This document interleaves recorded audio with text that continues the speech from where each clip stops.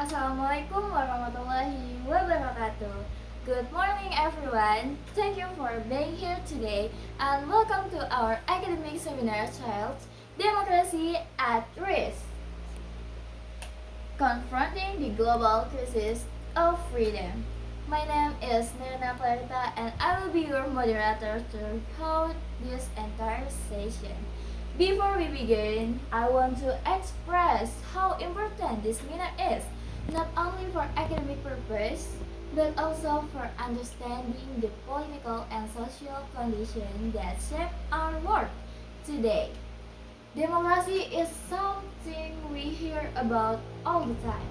We see it in the news, we discuss in classroom, and we often take it for granted. But the truth is, around the world, democracy is facing one of the most challenging periods in modern history. This is why today's topic matters deeply for all of us. But before we go deeper into the content, let me first introduce the member of our team. Our team will have worked together to prepare and deliver this seminar.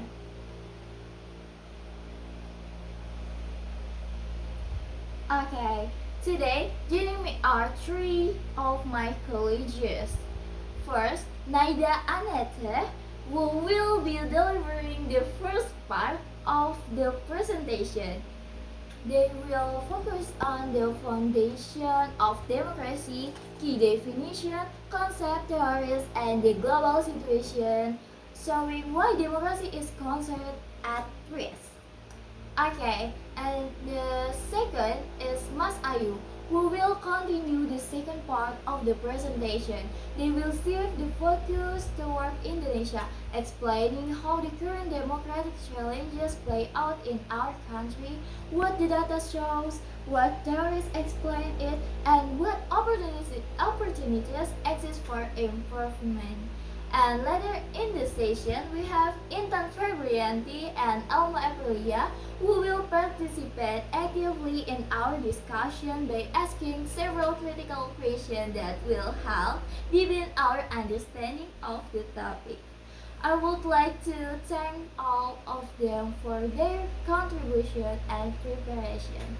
This seminar is a collaboration effort and each person plays an important role in ensuring that our discussion today becomes meaningful and informative.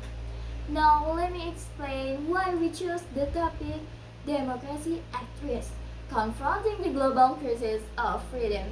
We chose this theme because in recent years, many international research organizations such as Freedom House, the Freedom Institute, and the Economist Intelligence Unit have reported a significant decline in the quality of democracy around the world. Countries that used to be strong defenders of democratic values, like the US, several European nations, India, Brazil, and even countries within Southeast Asia, are now experiencing political tension, social polarization, misinformation, and weakening democracy institutions. That is why we must not only learn about democracy as a theory, but also understand how it functions, why it weakens, what threatens it, and how we can defend it. We also need to understand our role as citizens in maintaining democratic values. Democracy does not survive on its own. It survives because people care about it, fight for it, and participate in improving it. Now, after understanding why this topic is important, let me explain the structure of our seminar today so that everything is clear and easy to follow. The first one, the presentation session by presenter 1 and presenter 2. Okay. And the second, the question and answer session. And after that, moderator summary and closing remarks by the moderator. Okay, at this point, ready and the structure is clear. Thank you for your attention and for listening to this introduction. Now, let us begin the presentation session. With great pleasure, I would like to invite presenter 1 to begin the first presentation. Okay, thank you very much, moderator, for the introduction. Good morning, everyone. My name is Naida Natekumaya, and today I will begin at the first part of our presentation for the seminar titled Democracy at Risk: Confronting the Global Crisis of Freedom.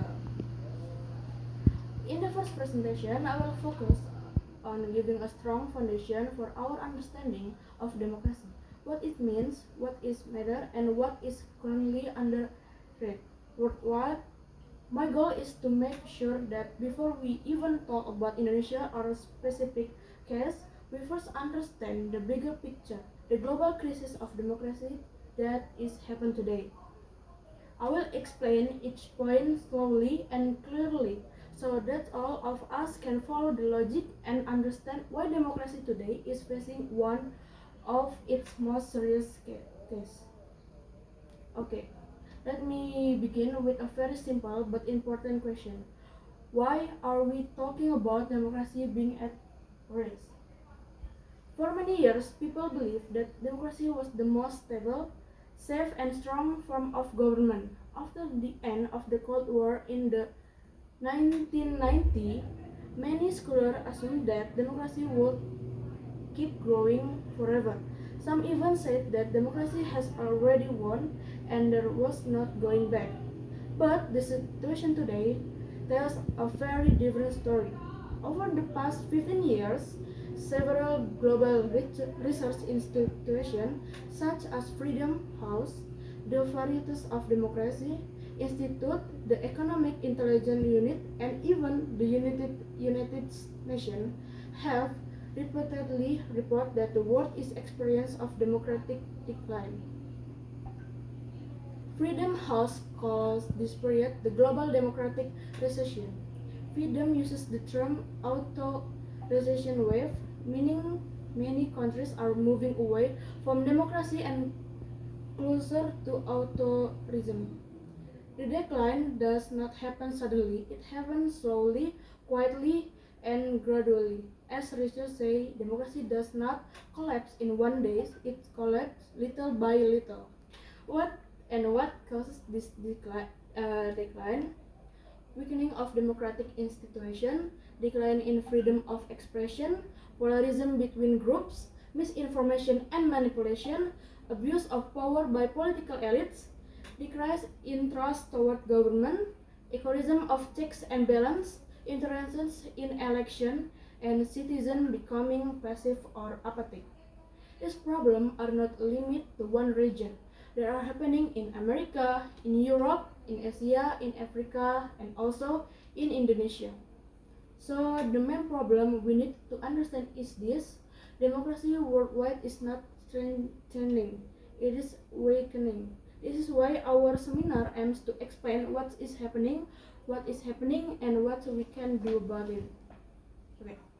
Before we continue, we must first understand what democracy actually means. People often use the word democracy, but many do not fully understand it. So let me explain democracy using 3 layers of definition. Simple definition. At the most basic level, democracy is a system of a government where power comes from people. Citizens has the right to choose leaders, to express opinions, and to participate in decisions.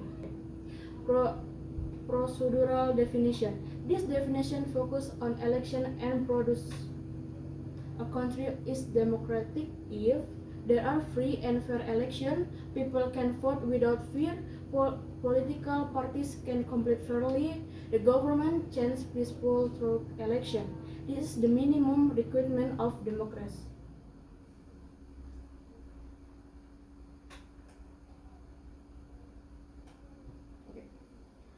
Substantive definition. This goes deeper. Democracy is not only election, it includes rule of law, human rights, freedom of speech, independent courts, transparent government, accountability, anti-corruption, equality before the law, civil society participation. Without this, even if election happen, the system is not fully democratic. Key concepts relate to democracy. There are several concepts that help us evaluate democracy. 1. Democratic institution. Structure like parliament, courts, election, media, and law environment that must be independent and neutral.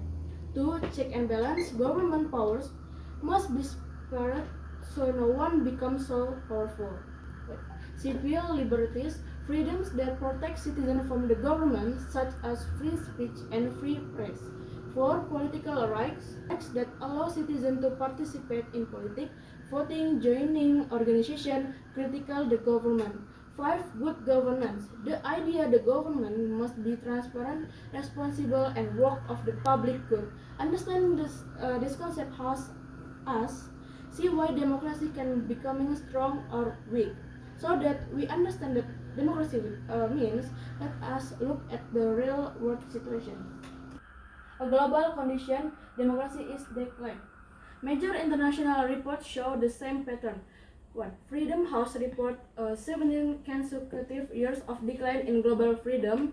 2. Freedom start the 72% of the world population now live in autocratic countries. 3. The Economic Democracy Index report that only 8% of the world population live in a full democracy.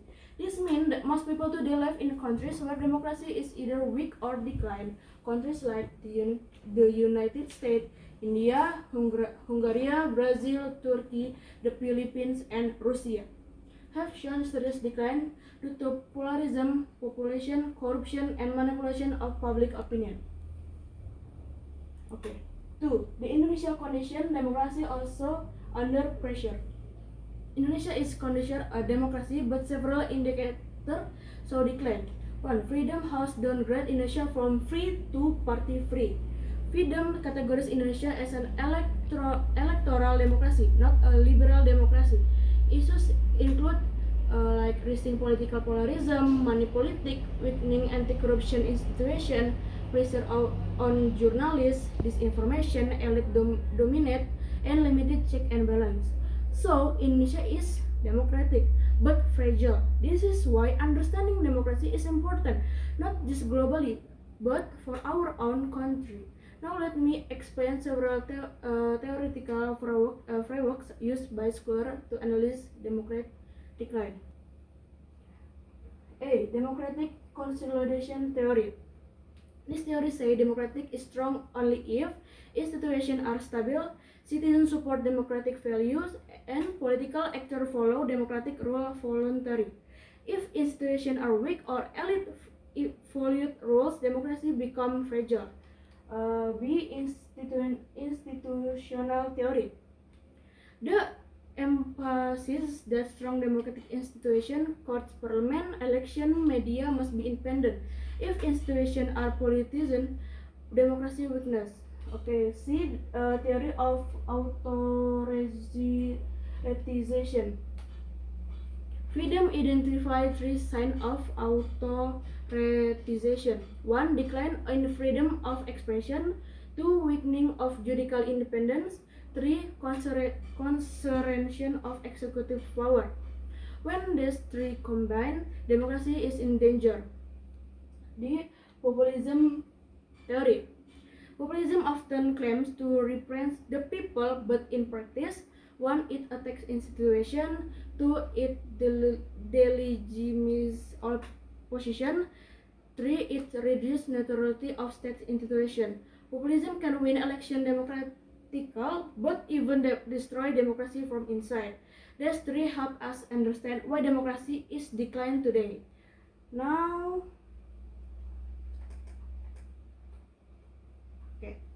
challenge. 1. Disinformation and fake news.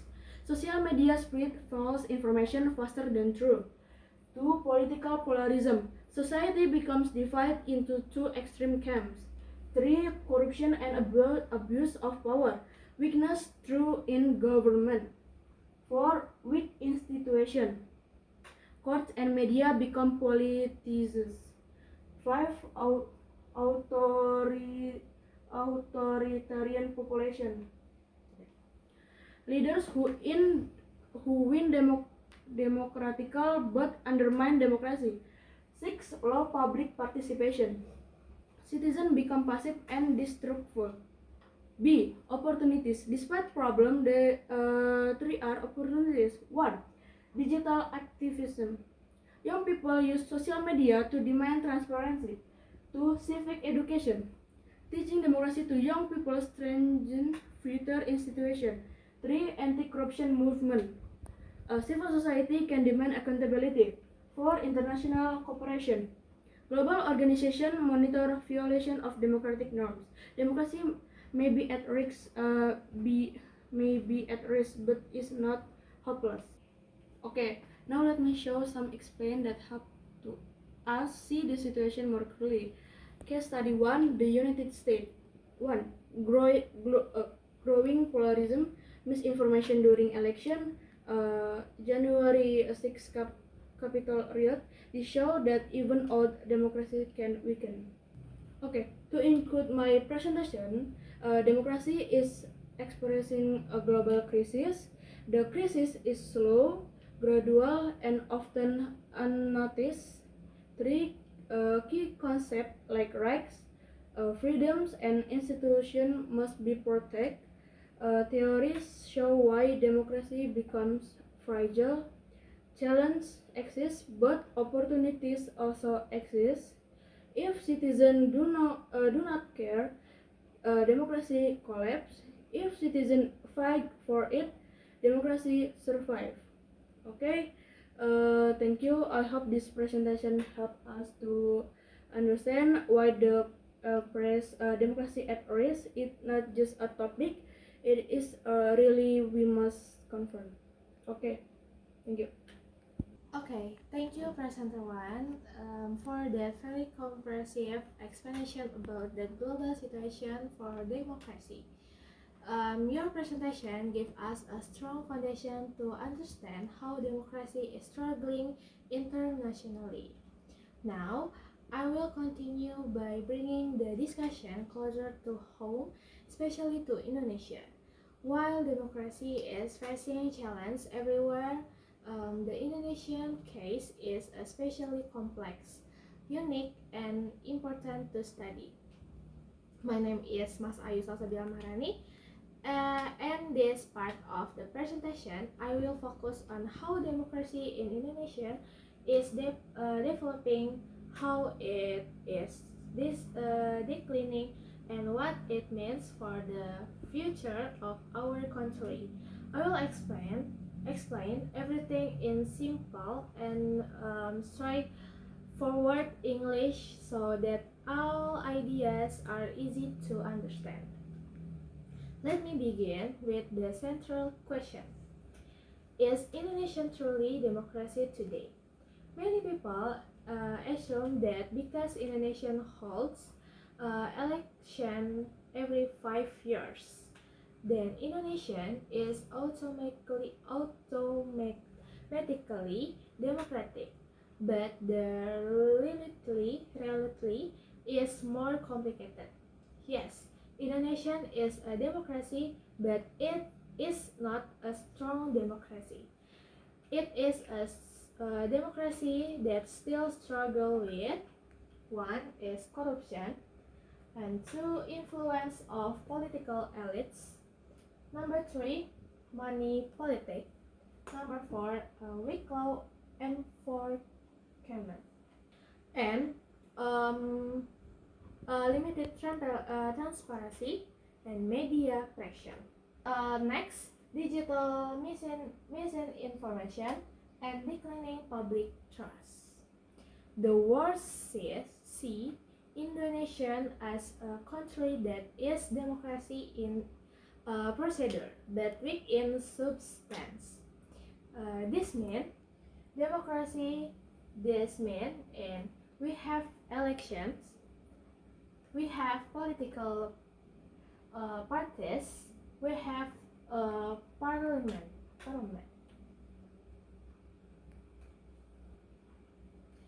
But are elections fair?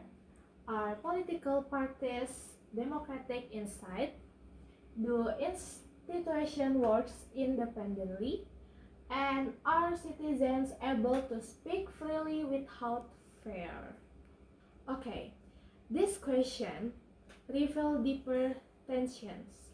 Several global indexes classify Indonesia as party-free, electoral democracy, flat democracy, and Indonesian is democratic.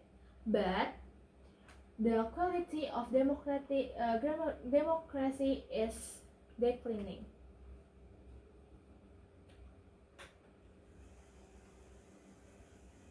Okay, next. A. Electoral democracy characteristic. And this term describes a system where the core of democracy is elections. Indonesian fits this model. Characteristic in election happens regularly. Citizens can vote. Different parties compete. Governments change to elections. But elections alone do not grant strong democracy. Okay, next. B is liberal democracy. This version includes number 1, rule of law. Number 2, protection of minority rights. Number 3, independent institutions. Number 4, strong checks and balances. Number 5, free press. Number 6, strong civil society.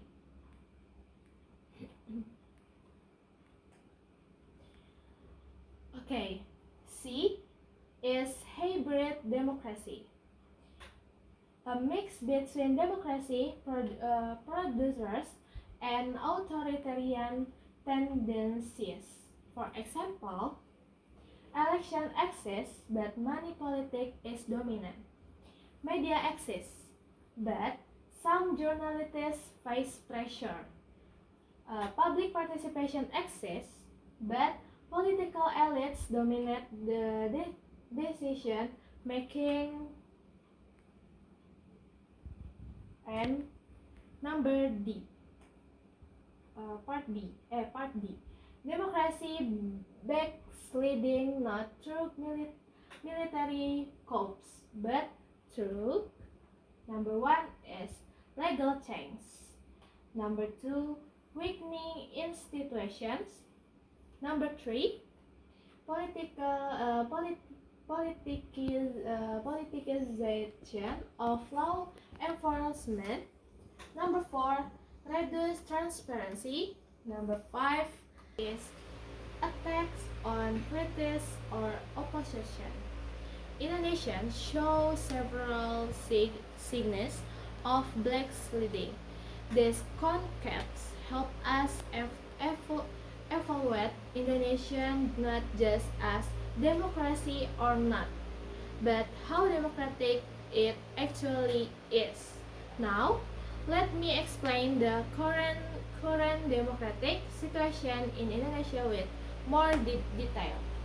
Institutions are becoming weaker, and misinformation shapes public opinion, and last election costs are extremely high, and we are have the discussion is institutions like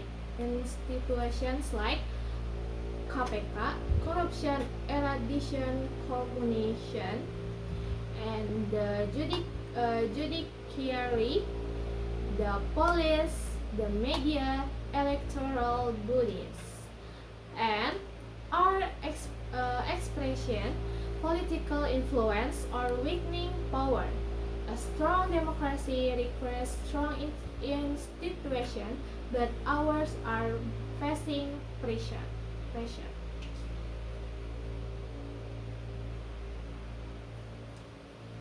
Okay, Corruption remains high. Tadi dulu, ini apa dah? Okay. B. Corruption remains high. Indonesia is still ranked low in Global Corruption Index. This affects trust and fairness in the political system. C. Political parties lack internal democracy. Parties are controlled by elites or family. Discussions are not transparent. Money and loyalty often matter more than competence. And D. Civil liberties are declining. Cases of digital surveillance, pressure on activists, journalists being terminated, laws regulating online speech are increasing freedom of expression becomes limited. And E. Misinformation shapes public opinion. During election, hoax and fake information spread massively, reduce the quality of political debate. And last, election costs are extremely high. Candidates often need large financial resources. This encourages: 1. Is political corruption. 2. Rent-seeking behavior. 3. Elite control. These conditions show that even though Indonesia is democracy, it faces serious internal weakness. To analyze Indonesian future, we can use several politic theories.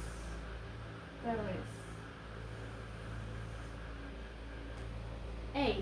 Neo-patrimonialism. Indonesia still has a patrimonial political culture. Is 1. Loyalty to individuals, not institutions. 2. Personal networks over public interests. 3. Patron silent relationships. Number 4. Power traded through money or favors. This explains why corruption and elite dominance are persistent. Okay, next. Electoral clientelism. Elections involve. Okay, number 1 is money politics. Next, vote buying. Next, political brokes and mobilization of supporters for payment. This weakness democratic integrity. Okay, next, this state capture theory and elites influence is 1. Legal process. Number 2, regulations. Number 3, business opportunities. And last, political appointments. And this reduce fairness and equality. Okay. Next slide. The civil society theory. Indonesia has a strong civil society, but it faces fragmentation, co-optation, limited resources, pressure from the state. Okay, this reduces society ability to hold the governance accountable.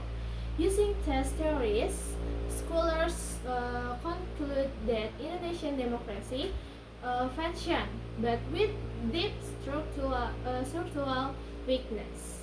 Okay, next, let us discuss challenge and opportunities.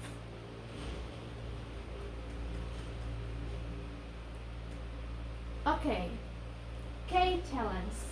One is corruption.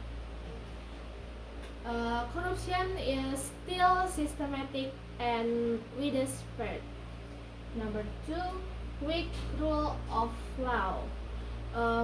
Court discussions may be influenced by power or money. And next, political dynasty is many local leaders come from political family. Number five, inequality, economic inequality affect political influence. Number five, digital disinformation, manipulation public opinion during elections. Number six, declining press freedom. Journalists face pressure or intimidation. And number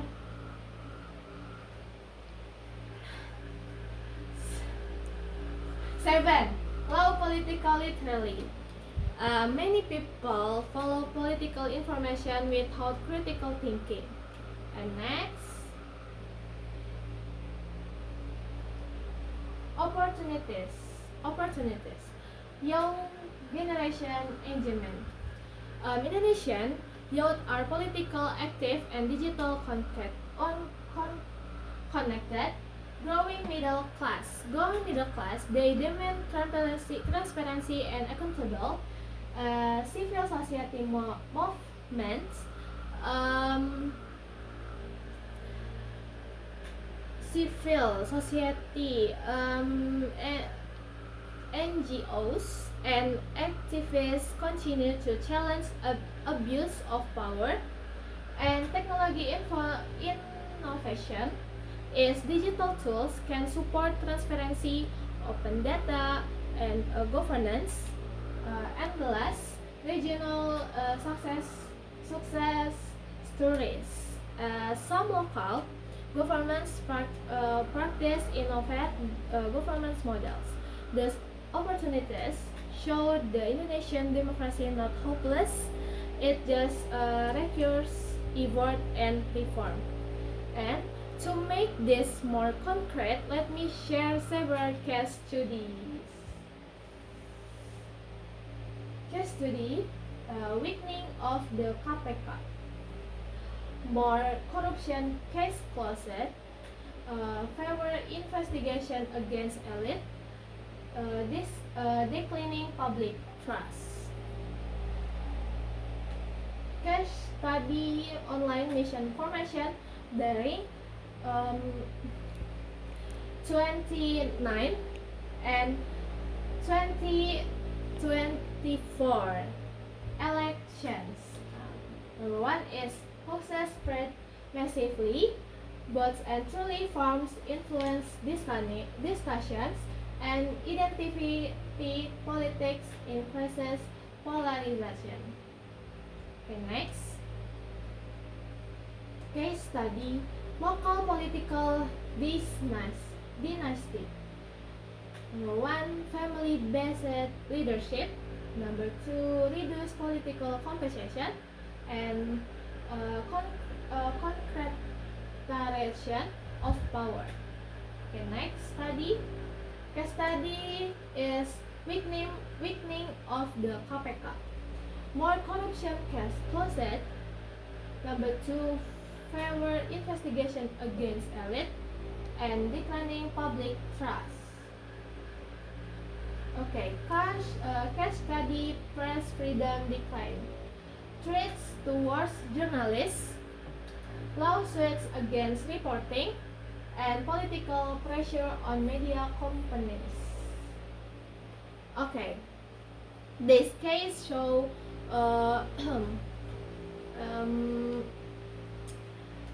Democrat decline. Okay, to conclude my presentation, let me summarize the key points. Number one is Indonesia is democracy, but its quality is declining. And election exists, but money, elites, and clientelism dominate. And institutions exist, but they are weakening. Civil liberals exist, but they are under pressure. Next is digital misinformation threatens political stability. Theories such as new patrimonialism and state capture explain Indonesian challenge. Despite deaf cultures, Indonesia has strong youth, active civil society, and growing democracy awareness. And last, democracy in Indonesia is not doomed, but it must be defended, protected, and improved. Thank you. I hope Explain has given you a clear and deeper understanding of Indonesian democratic condition. Okay, thank you very much to both presenters for delivering such clear, detailed, and informative presentation. We have now reached the next part of our seminar, which is the question and answer session. Oh, please remember, this is an academic space, so all questions and response are welcome as long as they are respectful and constructive. With that, I would like to invite audience member one to present their first question. Okay, thank you moderator and thank you to both of you of presenter for the very comprehensive explanation. Okay, my first question is in your presentation you describe how democracy is declining globally due to polarization, misinformation, and the weakening of institution. My question is, among all these factors, which one do you think is the most dangerous to global democracy today, and why? I'm asking this because all the factors you mentioned seems very serious, but I am curious which one is actually the main driver behind the democratic decline. Very much for your question. It is indeed a very important and complex question because all the factors influencing democratic decline are interconnected. But if I must choose the most dangerous factor, I will say it is misinformation and the manipulation of public opinion, especially through digital platform. Polarism is dangerous because democracy requires the ability to negotiate and build consensus. 3. Misinformation weakness institution. And so to answer your question, misinformation is most dangerous factor because it affects everything else. Polarism, institution, weakness, and democratic trust. If the trust become unclear, democracy become unstable. Thank you. Thank you for your presenter one. Your explanation makes a lot of sense. I agree that misinformation is extremely dangerous because it directly affect how people think, behave, and vote. I also find it interesting that misinformation can quickly weaken democracy without people realizing it. So I appreciate your detailed answer. My second question is direct to presenter 2. In your presentation, you discussed the decline of Indonesian democratic institution, especially the weakening of the KPK, the risk of political dynasty, and the spread of digital misinformation. So, my question is, what do you think is the biggest structural obstacle preventing Indonesia from achieving a strong, high-quality democracy? In other words, what is the core problem that keeps Indonesia stuck as a flawed democracy? Okay, thank you for that very sharp and important question. This question is crucial because identifying the core structural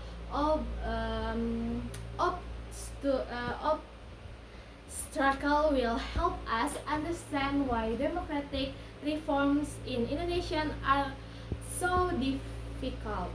After studying the Indonesian political system, I believe the biggest structural obstacle is the dominate of political elites through new patrimonial networks. Let me explain in detail.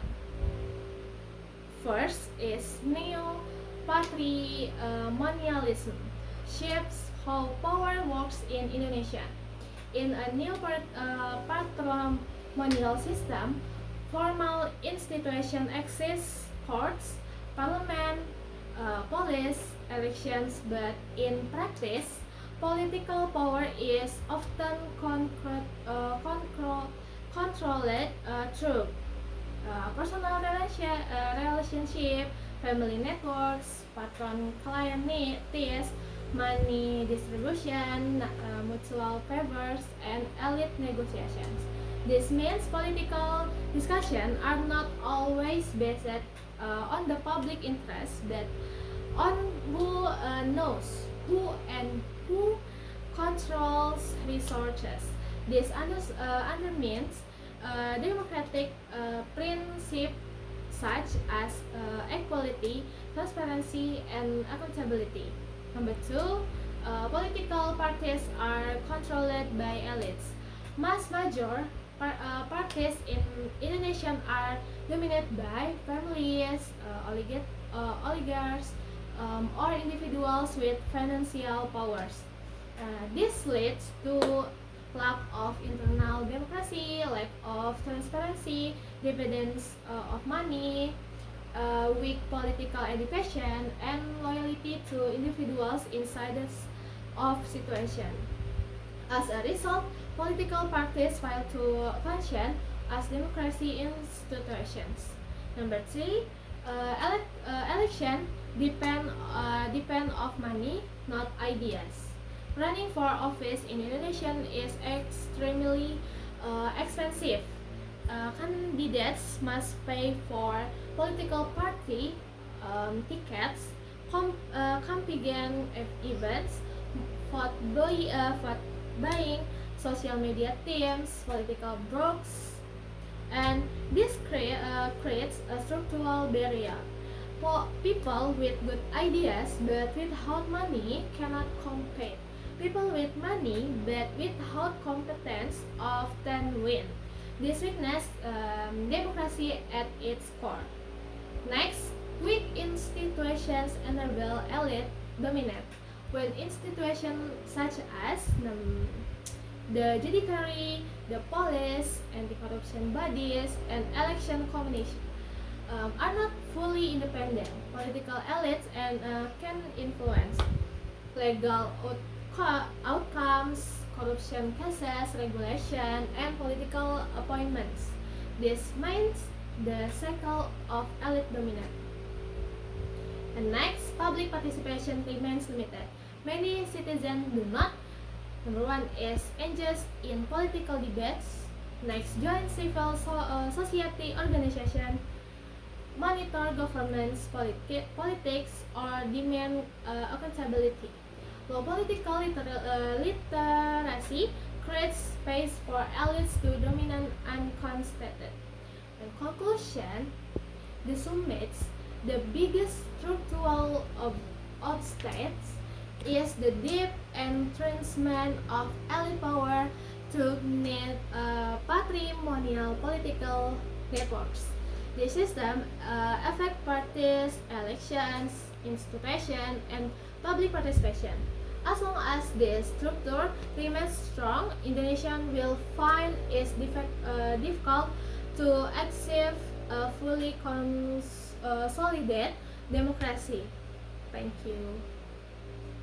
Thank you, Presenter 2. Your explanation clarified many things for me. I agree that elite dominance is a major problem because it influences almost every aspect of our political system. Thank you for the detailed and honest answer. Thank you, audience member 1, for your very thoughtful question and reflection. Now, we will move on to the next set of questions. I would like to invite audience member to present their first question. Thank you, moderator. My first question is for presenter one. You explained that democratic decline happens gradually through the erosion of institutions, freedoms, and trust. So my question is, how can we dis, uh, dis, distinguish between a normal political disagreement and a real threat to democracy? Because something critique, debate, or conflict is normal in politics, but how do we know when it becomes a sign of democratic backsliding? Thank you for the excellent question. You are absolutely right that disagreement and political conflict are normal parts of democracy. In fact, democracy is built on the idea that people will disagree. However, there are clear signals that help us distinguish normal democratic conflict from a real threat to democratic stability. So to answer your question, a political disagreement becomes a threat to democracy when it attacks institutions, rejects rules, spread misinformation, and undermines the legitimacy of the democratic system. Thank you. Okay, thank you for the explanation.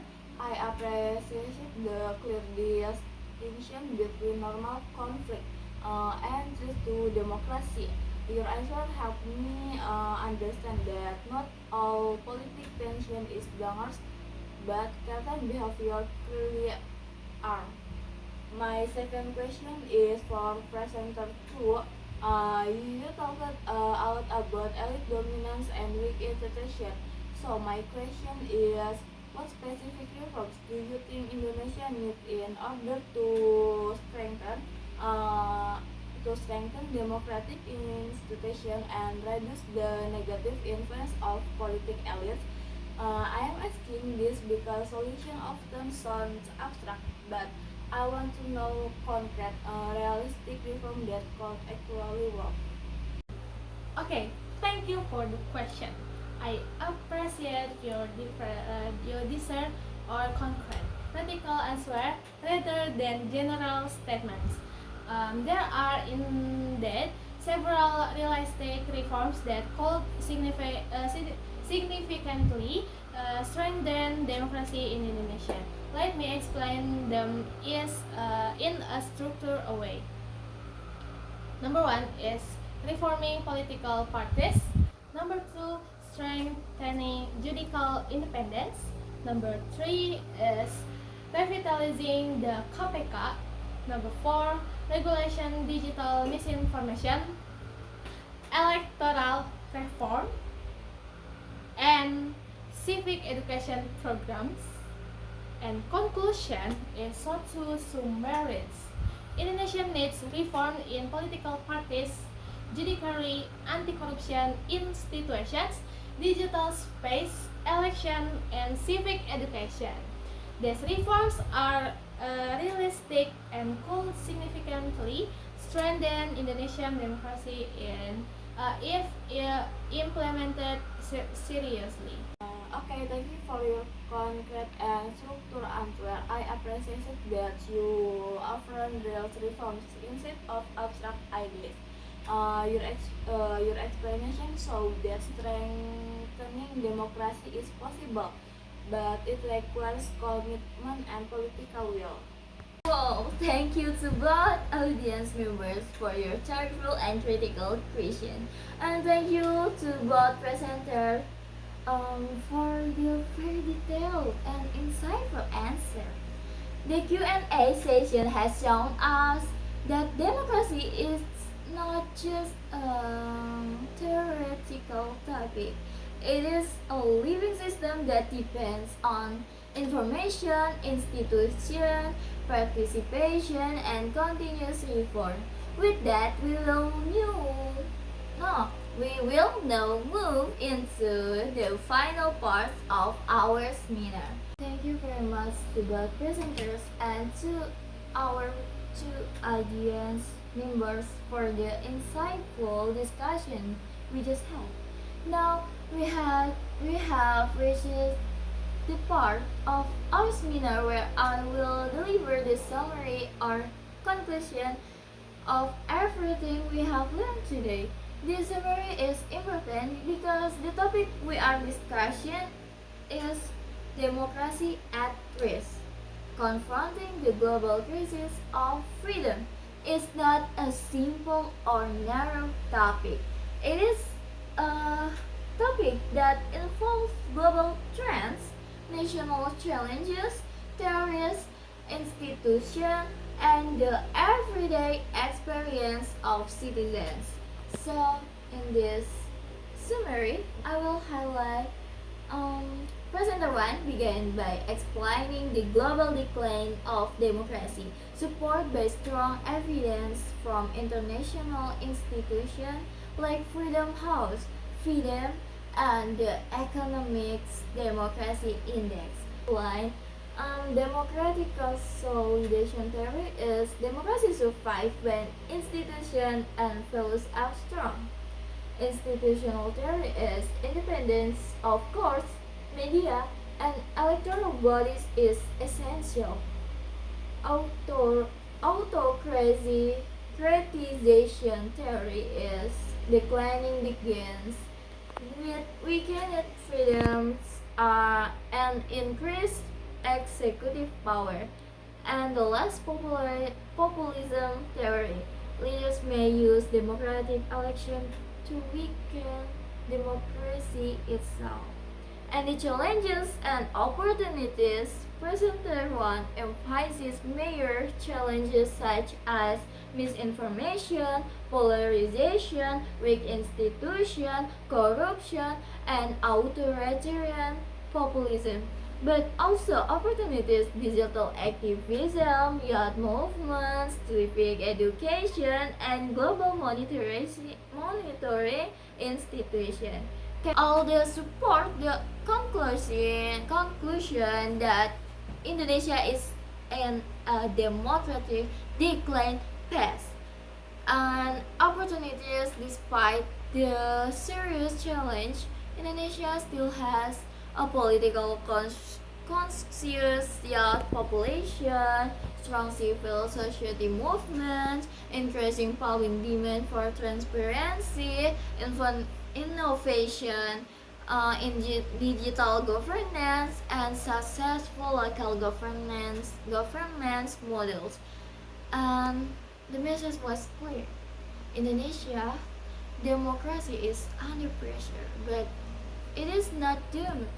It can still be strengthened if reforms take place.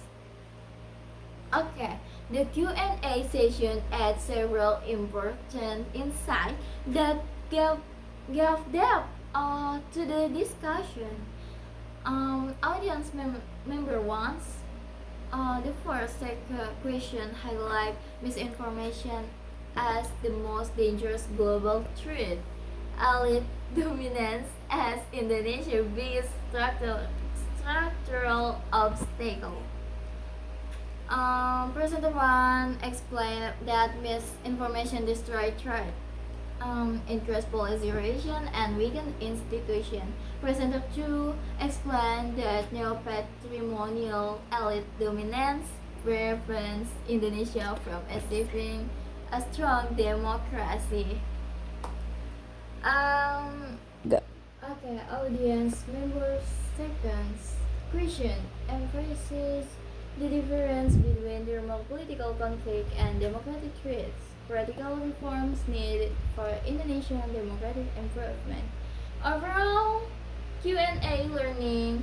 The Q&A session revealed that democracy is fragile when truth is unclear. Strong institutions are necessary for democracy. Elite dominance is difficult but not impossible to reform. Young people and civil society are key actors in defending democracy. Real democratic decline can be detected through patterns, not single events. Okay, from both presentation and the Q&A session, we can identify several implications for public policy.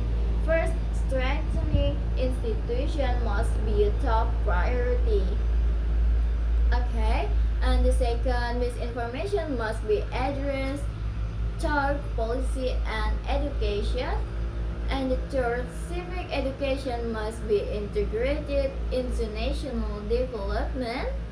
And the fourth, political finance and party reform is essential. Um, and the fifth, anti-corruption governance must be revitalized. Uh, Today's seminar has shown us that democracy is not something we can take for granted. It requires constant protection, active participation, critical thinking, and strong institutions. The good news is democracy can recover, democracy can grow, democracy can be strengthened. But only if we understand the problems, acknowledge the challenges, and commit ourselves to making informed, responsible, and ethical choice as citizens. As young people, we are not powerless. We are the future voters, thinkers, activists, policymakers, and leaders of this nation. What we do today will shape the democratic future of Indonesia and the world. Thank you. Okay, thank you very much to everyone who has stayed with us throughout this entire seminar. We have now reached the final part of our event. It's the closing remarks. Before I officially close the session, I want to take a moment to acknowledge the hard work, dedication, and thoughtful contribution that made this seminar meaningful and successful. Um, okay. Finally, I would like to thank all of you, the audience, for your attention, participation, and open-mindedness throughout this seminar. Your presence and engagement show that discussing democracy is still important and relevant for young people like us. With that, I officially close our seminar titled Democracy at Risk, Confronting the Global Crisis of Freedom. I hope today's discussion inspires you to think more critically, participate more actively, and care more deeply about the future of democracy. Thank you once again, have a wonderful day, and see you in our next academic event. Bye bye!